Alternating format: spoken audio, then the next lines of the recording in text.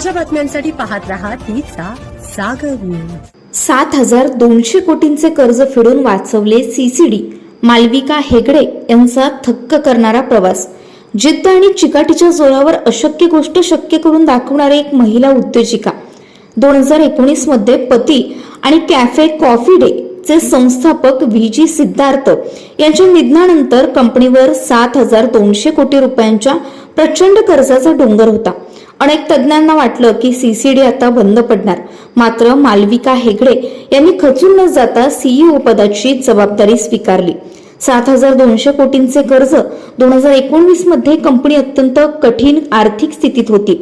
धोरणात्मक निर्णय घेतला आणि गेल्या काही वर्षात विशेषतः कोविडच्या आव्हानात्मक काळातही त्यांनी प्रभावी पावले उचलली। कठोर मेहनतीमुळे हे कर्ज आता जवळपास 800 कोटी रुपयांपर्यंत कमी करण्यात आलं। आजची स्थिती त्यांची अशी आहे की सीसीडी आजही 420हून अधिक कॅफे आणि 55,000 पेक्षा जास्त वेडिंग मशीनसह देशभरात पाय रोवून उभी आहे। मालविका हेगडे यांची ही लीडिंग फ्रॉम द फ्रंट वृत्ती आजच्या पिढीसाठी एक मोठं उदाहरण ठरले आहे। संकटात संधी शोधून व्यवसायाला पुन्हा उभारी देणाऱ्या या प्रवासाबद्दल तुम्हाला काय वाटतं? आम्हाला नक्की कमेंट करून सांगा आणि अशाच नवनवीन घडामोडी जाणून घेण्यासाठी पाहत रहा तीचा जागर न्यूज।